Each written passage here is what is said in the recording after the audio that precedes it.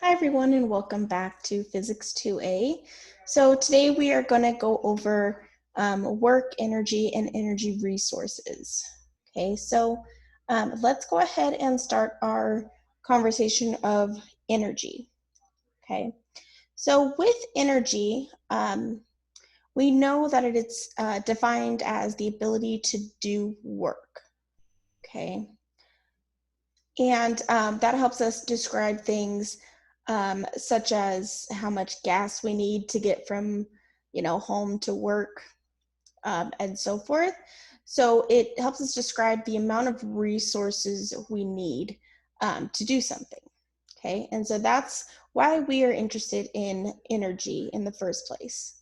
Okay, and I wanted to mention some different types of energy, so we don't just have one type, and this is quite a small list anyway. We have mechanical, which is what we are going to be focusing on.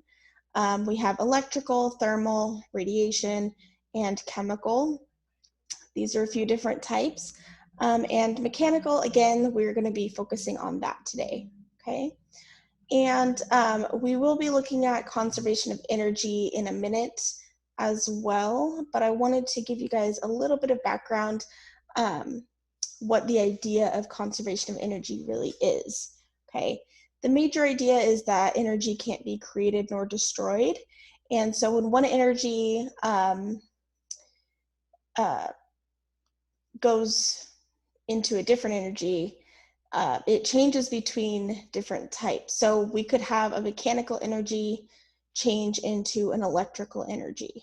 Okay, so something that's moving mechanically, it can change into an electrical type of energy. Okay, so starting with work, that is going to be our major topic today. Work is just transferring energy into an object. So if we have we are pushing on a box, we are transferring energy into that object, okay, through a force. And with that, we can define an equation that describes that work, okay? So work is going to be some force, okay, that is applied to an object and causes some displacement, okay? So, and I'm going to talk about this in the next slide a little bit more, but here we can see that there's F times D, which is our force times our displacement vector. And we also have this cosine of theta, okay? This theta just describes the angle between that force and that displacement angle. Okay, so if we have a force in this direction, oops, and our displacement is also in that same direction, so this is our displacement, okay, there's no angle between them. They're going in the same direction. So in this case, our theta would just be 0 degrees, okay? But there are some instances where this is different, okay? So let me go ahead and talk about that. Okay, so say we are mowing a lawn, or we have this guy that's mowing a lawn, okay? He is pushing on the mower with some force in this direction, okay? And our displacement, the mower is still moving just, let's see, just like on the x-axis, right? It's just in a straight line, but the force is being applied in this direction, right? So the angle between these two, as it shows here, is going to be theta. It's going to be some angle, okay? So we need to take that into account when we're calculating our work, okay? And I have it written over here as well, okay? Now there are different instances. So in, that was in figure A. Let me go ahead and erase that, okay? Now in figure B here, we just have this man standing. We are looking at the force on this briefcase. So he's pulling that briefcase up by holding it. So we've got some kind of force pointing in the positive y direction, but there's no displacement, okay? So here, the overall work being done is actually going to be 0, okay? And this will change if he was moving. So this guy is not moving, but on figure C here, he is moving. So he's moving in the positive x direction. Again, the force is in the, what is it called? Positive y direction, sorry. And so his work now is going to be based on this angle, right? This angle is 90 degrees, okay, between these two. We have a cosine of 90 degrees. And if you plug that into your calculator, or if maybe you remember it from trigonometry, or maybe another class, cosine of 90 is just 0. Okay, so that means my work here is also 0. Okay, so if we don't have a displacement, and if we have this 90-degree angle here, our work is going to be 0. Okay. And then there's a couple more examples. They talk about it in the textbook. I wanted to point out the units of work, okay, and that is in joules. Okay, that's also the unit of energy is joules, okay? And note the SI units here, kind of the breakdown is that 1 joule equals Newton meter, 1 Newton meter, Newton times meters, or 1 kilogram meter squared over second squared, okay? And you can see that when we're looking at this part of the equation here, okay? Because remember, force is just a mass times an acceleration, okay? And then if we multiply that by a distance, we would get these units right here, okay? So let me go ahead and now move to our example here. Discard. Okay, so we're looking at example 7.1 here. And we're actually looking at how much work we would be doing to push a lawnmower across a large lawn. Okay, so we want to know how much work is done on the mower, okay, by the person if he exerts a force, and I'm going to write this down as we go, a force of 75 newtons at an angle of 35 degrees below the horizontal, just like this picture showed, okay? And pushes it for a displacement of 25 meters, okay? Now, our work, remember, is F times our displacement times our cosine theta. Okay, so we can just plug everything in, 75 newtons times our displacement, which is 25 meters, times cosine of 35 degrees, okay? And I did this beforehand, so we get 1.5 times 10 to the 3 joules, okay? All right, so this is our work.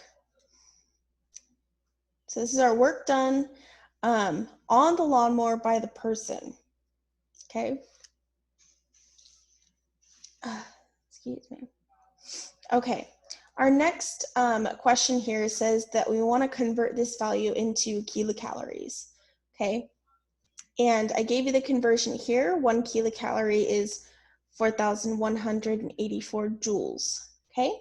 So what I'll do is I'll take my value, 1.5 times 10 to the 3 joules, and multiply that with my conversion. So I want kilocalories on top, 4,184 joules.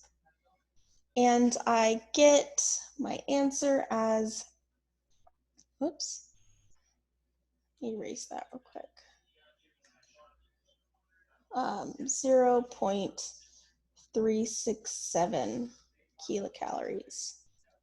Okay, so that is how you do that question. Okay. All right, so you can go ahead and move on to net work. Okay, so in the past we looked at net force. We're now going to be looking at net work. Okay, so this is the basic equation. Whoops, here. Let me get my pen back out. This is the basic equation here. Okay, and so based on this equation, let's go ahead and analyze an example. So, give me 1 second.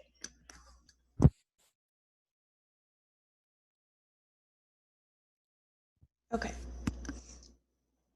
So, we have a box that is being pushed on with some kind of force. Okay, it's 120 newtons, and it has some displacement. Okay, and there's a frictional force involved in the opposite direction.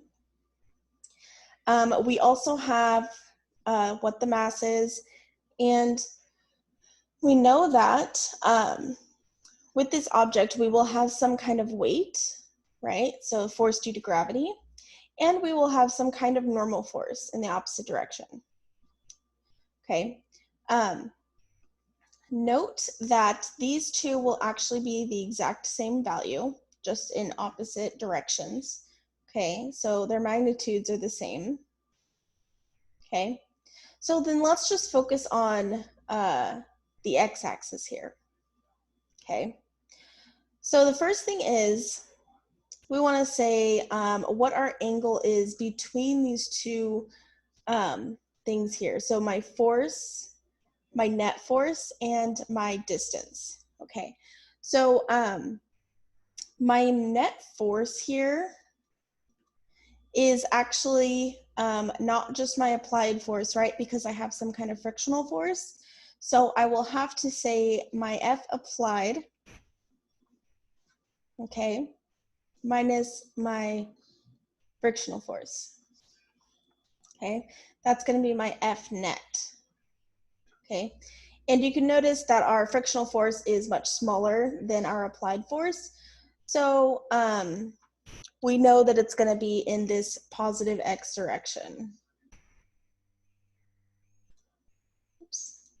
Same as our displacement is. Okay, so with that, if they're in the same direction, okay, so F and D in same direction, whoops, okay, that means our theta is equal to 0 degrees. So that cosine, come on, of theta is equal to 1. Equal to 1. Okay. So I can switch up this equation, or really just plugging this in, and I get this value here, or this new equation. Okay. Now with that, I can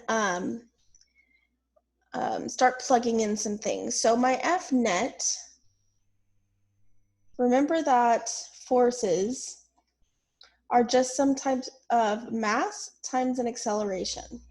Okay, so I can go ahead and plug that in as well. So now I have that my net work is equal to mass times an acceleration times my displacement. Okay, I can go even further because from, I'll write this, from my, come on, 2D motion 2D motion.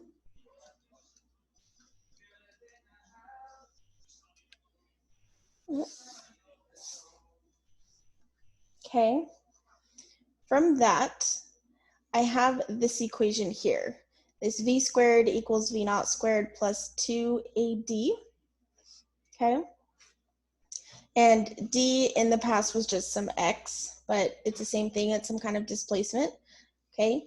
And solving for my acceleration, I get this expression, and I can plug that in here and get this, okay?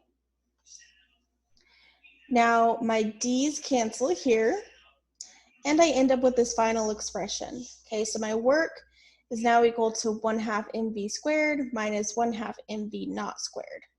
Okay. What you'll notice is that these look very similar. Okay, just that one is a final velocity and one is an initial velocity. Okay. And with that, we define another type of energy called kinetic energy. Okay, and that'll be in the next slide. Kinetic. My pen is not liking me right now. Okay, so it's kinetic energy, okay? And this actually, even though we looked at a very specific example, this is actually going to be for general applications, okay? So this is going to be across the board, okay? So let's go ahead and now look at kinetic energy, okay? I already stated that it is going to be this form, 1/2 mv squared, okay?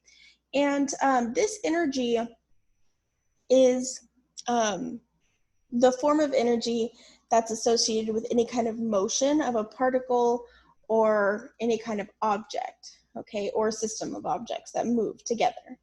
Okay, so I'm gonna go ahead and pause the video and let you guys take a break, and then we'll come back and see these examples of how we look at the kinetic energy and work.